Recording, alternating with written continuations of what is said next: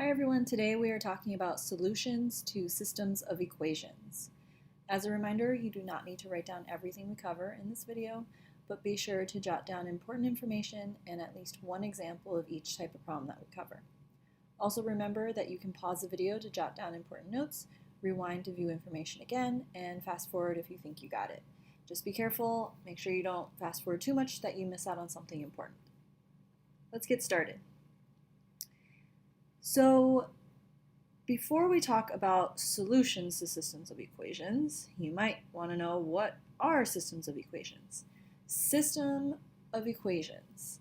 A system of equations is when you have two or more equations that are working together. Up until this point, we've only talked about one equation, and then you get an answer of x or y, or whatever the variable is. Now when we talk about system of equations, we have two or more equations, and they're not separate from each other. They're actually working together in a system. That's why it's called system of equations. And we're also introducing not just one variable, but two variables. Okay? So you can figure out the solution to a system of equations either algebraically or graphically. Make sure you pause the video and jot this information down before you move on. So algebraically, we just mean by going through algebra, the algebra work. You can find the ordered pair, xy, that works for all the equations in the system. And by working it out algebraically, you will result in true statements. That's how you know that you have the solution. Graphically, it is the ordered pair again.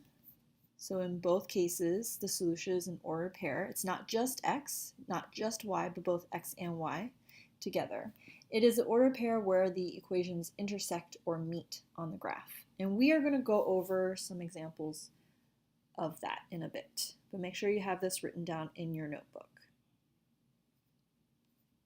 So graphically, when we talk about the ordered pair or the xy point where the equations intersect or meet on the graph, here's an example of what that looks like. We have a blue linear equation and we have a red linear equation. When we graph it onto this coordinate plane, they meet at one point, and that point, in this case, we'll call it x comma y. It'll have an actual number value, but we're basically saying whatever that point is, that's your solution. Because these two lines, these equations are working together. So the solution, the answer, is where they both meet, where they both come together to get an answer. So that's what we mean by getting it graphically. Today, however, we are going to be practicing how to get the solution algebraically. So we are going to also find the ordered pair, but without graphing it. We are just going to look at the equations, and we are trying to test out if that answer works and it results in a true statement. So here are the steps to testing the solution to your system of equations. First, you're going to substitute the x and y values into all the equations. Then simplify both sides of the equation. If you get a true statement, then it works. So for example, a true statement would be like 3 equals 3, 15 equals 15, 72 equals 72, and so on. If you get a false statement, then it means that that answer does not work. So a false statement would just be anything that doesn't make any sense. Like for example, 8 equals 1, or 1/2 equals -2. The values do not make a true statement when you put an equal sign in between them. So that's what we're looking for, a true statement. Make sure you have this written down in your notes. All right, let's take a look at some examples.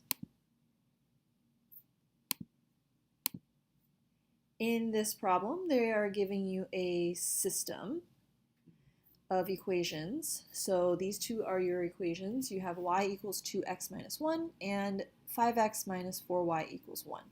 These two equations work together in a system. They want to know, is 1, 1 a solution of the system? Go ahead and pause the video and try it on your own first.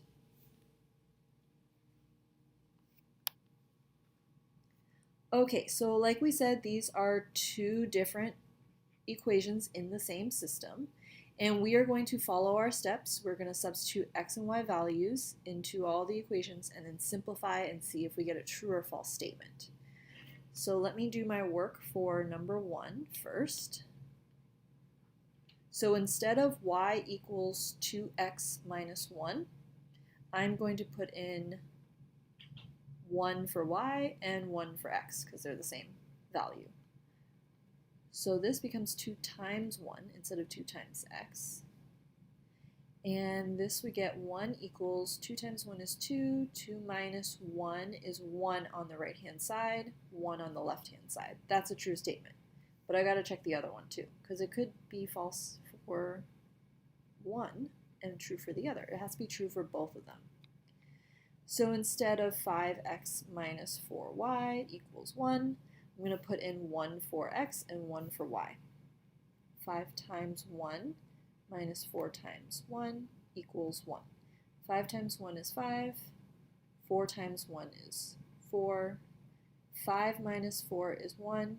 And 1 stays on the right-hand side. So that is also true. Both of them are true.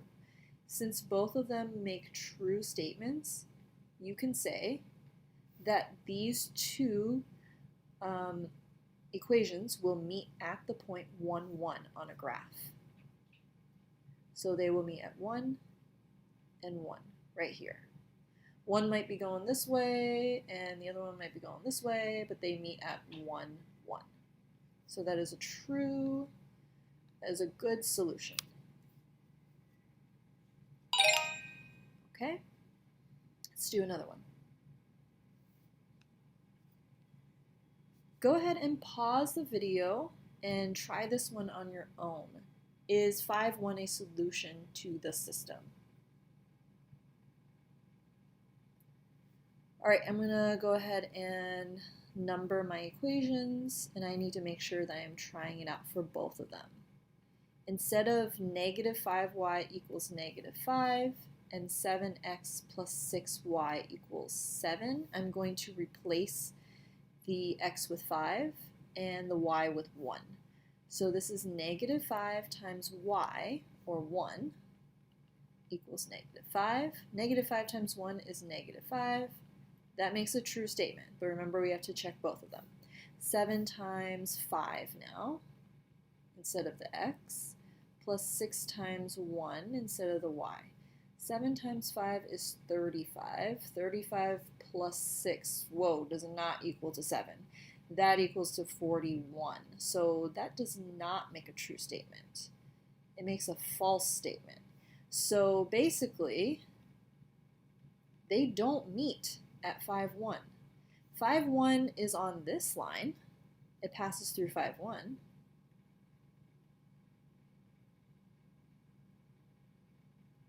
Maybe it passes through one of the lines, and I'm just going to draw it randomly.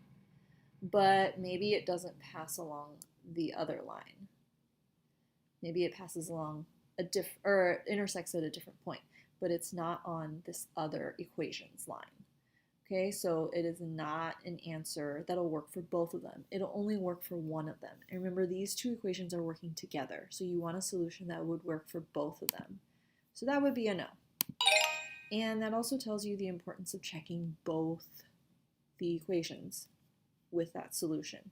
Don't just try one of them and then move on. That might be there to trick you. Let's do one last example. Go ahead and pause your video and try this one on your own first. Is 2, 3 a solution of the system? Okay, so I'm going to start off by numbering my equations. That x and y value needs to work for both. So it needs to work for negative x plus 4y equals negative 9. And it also needs to work for y equals negative 2x plus 6. Instead of x, I'm putting in 2. That negative doesn't go away. Plus 4 times 3 equals negative 9. And this is 3 instead of y equals negative 2 times 2 plus 6. Okay, so negative 2 plus 12 equals negative 9 after you substitute. And this one is negative 4 plus 6. Negative 2 plus 12 is positive 10, so that does not work. So that automatically means that this is not a solution. But if you did this one first, this would get you 3 equals 2, and that also doesn't work. So this point, 2, 3, is false for both of them. It's nowhere even near those lines. At least the last one, it worked for one of them, but not the other. This one is just completely wrong. So this one is no. It is not a solution. Okay? Let me know if you have any questions as you work on these problems, and I will see you in class.